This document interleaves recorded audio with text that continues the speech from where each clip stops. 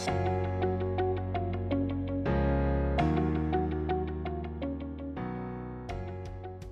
guys, it's Nikki here. I'm here today just to do a kind of end of year wrap up video here for you. And I am going to use my Excel spreadsheet and my Goodreads to kind of give you the goods. So I'm not going to break it down as much as I normally do, mostly because I'm way too lazy. So I read about 170 books this year. My audio books were made up 92 of those, and the rest were physical and ebooks. Ebooks always being the lowest, just because I don't care to read on my phone or on screens. And I got most of them from the library, which was really awesome. That means I saved myself a bunch of money this year.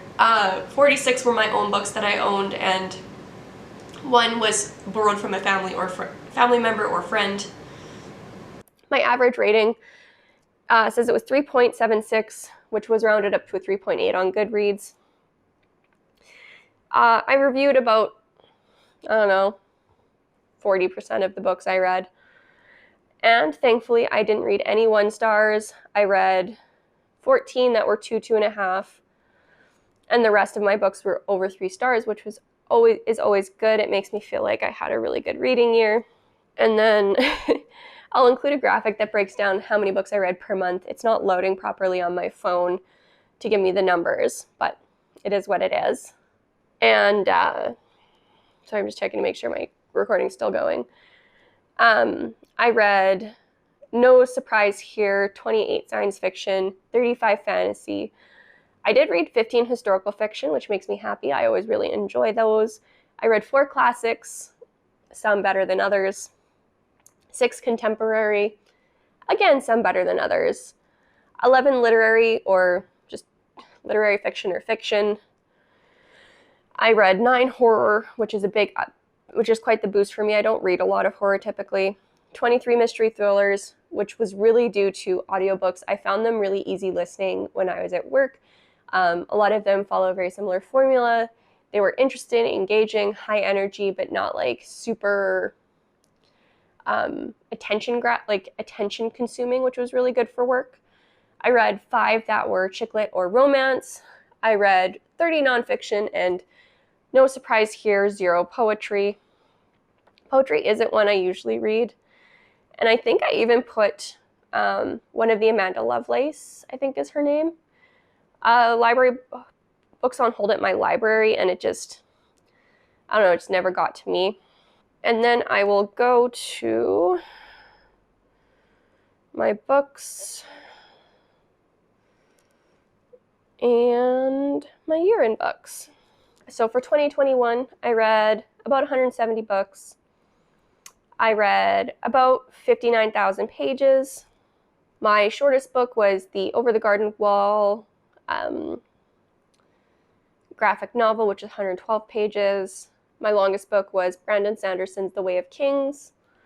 My average book length, was only 355 pages. Not awesome. It's not like they're short books, but I could have read some longer ones. I know in December last year, I had said, I'm going to read a bunch of long books next year. Didn't happen even remotely. I don't think I picked up, other than The Way of Kings, I didn't pick up a single long book. The most popular book I read last year was Pride and Prejudice by Jane Austen.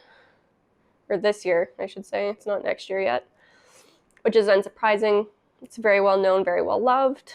The least popular book I read was How to Sleep by Rafael Paleo. This one says 717 people have also shelved it. My rating here is 3.8. As I mentioned, it's 3.76 on my Excel spreadsheet. The highest rated book I read last year, the highest rated book I read in 2021 was Know My Name by Chanel Miller, which I really enjoyed. The very first book I reviewed this year was The City of Brass by S.A. Chakraborty. I remember being really hesitant going in and then just falling in love with the mixture of thief and intelligence and magic and political intrigue. It was very, very awesome. And then I'll pop up a graphic here, but it's just me kind of scooting through all of the covers of the books I've read this year. It's a little messed up just because of me looking at it on my phone. For whatever reason, it's loading really funky. And then it ends with my final review of the year, and that was for The Sanatorium by Sarah Pierce. It was a very cool, insular novel. I really enjoyed the really cold atmosphere, and it was a lot of fun to listen to. I really quite liked the narrator. I would definitely listen to this one at work. And being that I read about 170 books, I did go past my 150 book goal for 2021. So I'm really proud of myself in terms of like how much I read and what I read, and I'm really happy I met my Goodreads goal, even though it wasn't the most important one. I did do the Goodreads challenge that Books by Emily Fox does. However, I think I failed at that. I don't even want to pull up the statistics to see how many of them I read versus how many I didn't. So we're going to keep going by that. I already mentioned, didn't do the big book thing. I did do the monthly vlog challenges, which was a lot of fun, but I am unfortunately not going to do them monthly next year.